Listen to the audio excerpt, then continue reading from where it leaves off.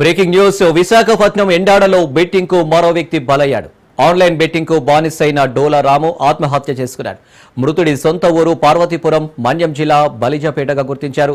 సుమారు 7 సంవత్సరాల క్రితం డోలా రాము వలస వచ్చాడు. రామా టాకీస్ లో నివసిస్తున్న రాము కుటుంబం బెట్టింగ్ లో బానిసయ్యాడని 2 నెలల క్రితం గొల్లాల ఎండాడకు వచ్చారు.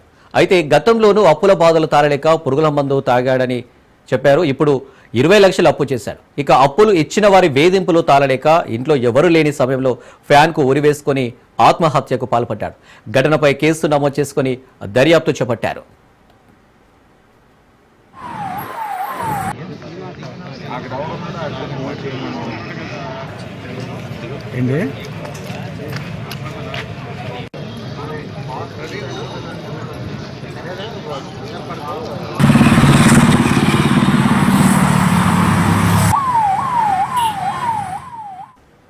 రెడీగా దీనికి సంబంధించి మరిన్ని డీటెయిల్స్ మా ప్రతినిధి సూర్యప్రకాష్ అందిస్తారు. సూర్యప్రకాష్, ఎండాడలో బెట్టింగ్ కు మరో వ్యక్తి బలైనట్టు కూడా తెలుస్తుంది, ఏంటి డీటెయిల్స్?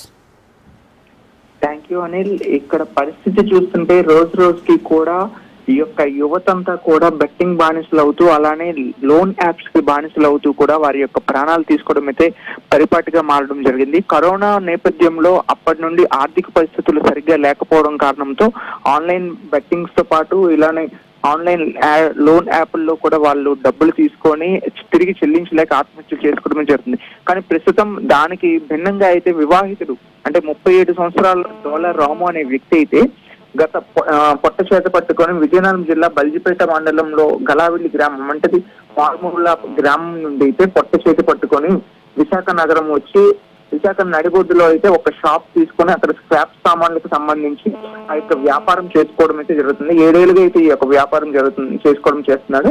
అదే సమయంలో ఈ వ్యాపారం బాగున్న సమయంలో పెళ్లి కూడా చేసుకోవడం, పెళ్లి చేసుకున్న తర్వాత వాళ్ళకి 2 పిల్లలు కూడా ఉండడం అయితే జరిగింది. కానీ ప్రస్తుతం ఇదంతటికి కూడాను ఎక్కువగా అప్పులకు పాలవ్వడం, ఇబ్బందులు ఎదుర్కోవడంతో అయితే దాదాపు వారి యొక్క కుటుంబంలో ఎన్నోసార్లు తగాదాలు జరగడం, కూడా స్థానికంగా ఎన్నో ఇబ్బందులకు గురవడం, రామా టాకీస్ లోనే నివాసం ఉంటున్నా కూడాను అక్కడ నుండి ఇక్కడ ఇబ్బందులు ఎదుర్కొంటున్నాం కదా అని చెప్పేసి ఇల్లు మారితే ఏమైనా మార్పు వస్తుందనే ఉద్దేశంతో వాళ్ళ అత్తవారు ఊరైన గొల్ల ఎండాడ ప్రాంతానికి అయితే చేరుకోవడం జరిగింది. గత 2 నెలలుగా అయితే మళ్ళా ఇదే విధంగా అయితే 20 లక్షలు పైచులకు అప్పు చేసి ఆన్లైన్ బెట్టింగ్ యాప్స్, ముఖ్యంగా సిపి అయితే దీని మీద ఆన్లైన్ బెట్టింగ్ యాప్ ఎవరైతే నిర్వహిస్తున్నారో వాళ్ళని పట్టుకునే ప్రయత్నం కూడా చేశారు. మొన్న 11 మందిని కూడా అరెస్ట్ చేయడం అయితే జరిగింది ఈ యాప్ నిర్వాహకుల పైన.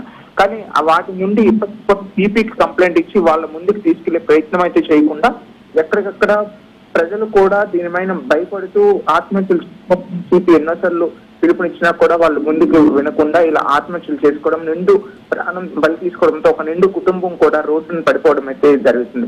ఇదే విషయాన్ని అయితే వారి యొక్క భార్య అయితే స్థానికంగా ఆర్లో పోలీస్ స్టేషన్ పరిధిలో కంప్లైంట్లు అయితే చాలా క్లియర్ గా రాసింది. గతంలో కూడా ఇటువంటి బెట్టింగ్ల కోసం అయితే తన యొక్క సొమ్మును పోగొట్టుకొని పురుగుల మందు తాగడానికి కూడా ప్రయత్నం చేశాడు. అదేవిధంగా ఇప్పుడు దీని మీద మేము మందలించి జాగ్రత్తగా తీసుకొని ముందుకు తీసుకొచ్చే ప్రయత్నం చేశాము. కానీ అతను ఇప్పటికీ వినకుండా 2 నెలల క్రితంగా షాప్ తీయడానికి కూడా ఇది లేకుండా బయటికి వెళ్లకుండా ఉన్న సమయంలో పిల్లల్ని బయటికి తీసుకెళ్లి వచ్చే లోపే తన ఫ్యాన్ కు ఉరేసుకోవడం అయితే చాలా విచారంగా ఉందని అయితే ఆమె భార్య రాసిన ఆత్మహత్య ఎవరైతే చేసుకున్నారో దాని వివరణ పోలీస్ స్టేషన్ లో ఇవ్వడాన్ని చూసి స్థానికంగా ఉన్న ప్రజలందరూ కూడా కన్నీరు మున్నీరు అయితే అవడం జరుగుతుంది అని. Right Suryaprakash, thank you.